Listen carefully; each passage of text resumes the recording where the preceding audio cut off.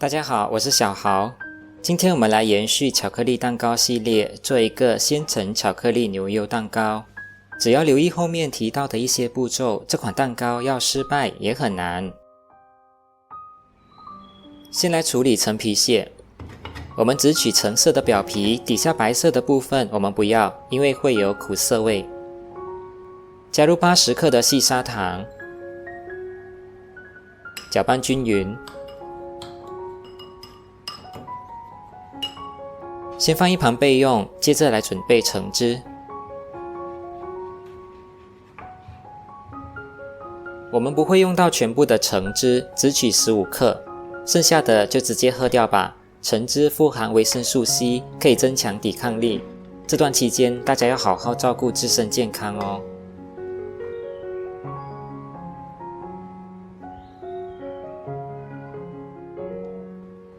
牛油切成小块，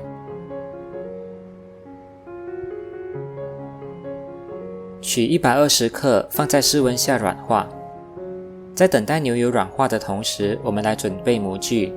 我用7寸乘3寸的长方形模具，这个配方同样适用于圆形6寸模具。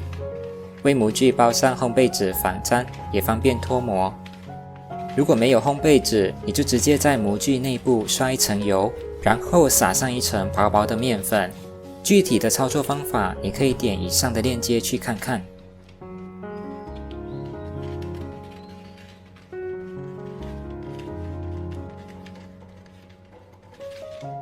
模具刷上一层油，烘焙纸才能牢牢地贴在模具上。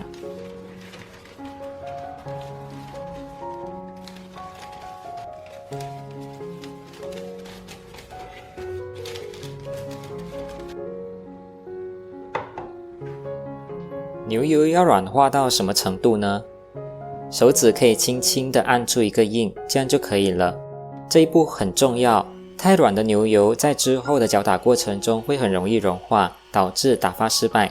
因此，过度软化的牛油应该先放回冰箱重新凝固，然后再次重复室温软化的步骤，这样可以减少打发失败的可能。牛油打到化开后，加入细砂糖和橙皮屑，然后用最高速搅打至少10分钟，直到牛油的颜色发白，体积也明显变大，膨胀起来。表示内部已经充满空气，这样就可以了。过程中牛油会乱飞，因此每完成一个步骤，一定要把盆边的牛油霜刮下来，才能确保搅拌均匀。鸡蛋和牛油的分量必须尽量满足1:1的比例，否则很容易造成油水分离。一个细蛋去除蛋壳大约是40克，如果你用大鸡蛋，那分量就要自行调整。鸡蛋的总量尽量控制在120克左右。每次加入鸡蛋后，用低速搅打1分钟。一样的，把盆边的牛油霜刮下来，再加入第2次鸡蛋，一样用低速搅打1分钟。不同打蛋器的功率都不一样，时间只是给你做个参考，只要确保鸡蛋有充分吃进去就可以了。在加入第3个鸡蛋之前，我们先拌入1/3的低筋面粉。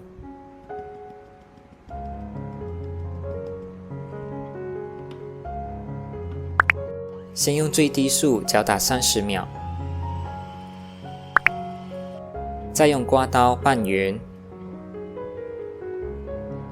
加入第3个鸡蛋，一样的用低速搅打1分钟。先拌入1/3的低筋面粉，可以大大降低油水分离的发生。另外教你们一个小妙招，用冷鸡蛋，牛油霜比较不容易融化哦。在剩下的低筋面粉中加入10克的可可粉和半茶匙的泡打粉，大约2克。分3次塞入粉类材料。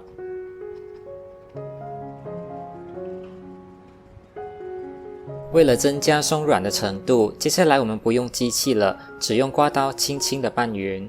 从底部往上翻开面糊，可以确保底部的面糊都有充分拌匀。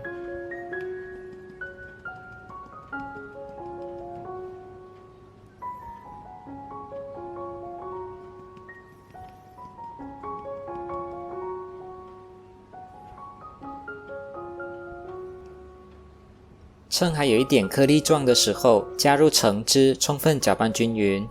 牛油蛋糕也叫棒蛋糕 （pound cake）， 只是我们亚洲地区普遍叫它牛油蛋糕。一般做棒蛋糕是不会特别添加液体材料的，但是我们亚洲人习惯了吃湿润口感的蛋糕，因此才有了添加液体材料的改良做法，来增添湿润口感。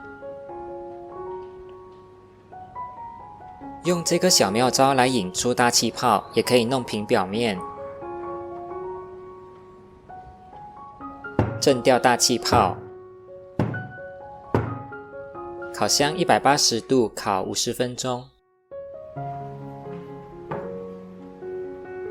蛋糕出炉后马上脱模，并撕开烘焙纸放凉。小心操作，这时候的蛋糕还是很烫手的。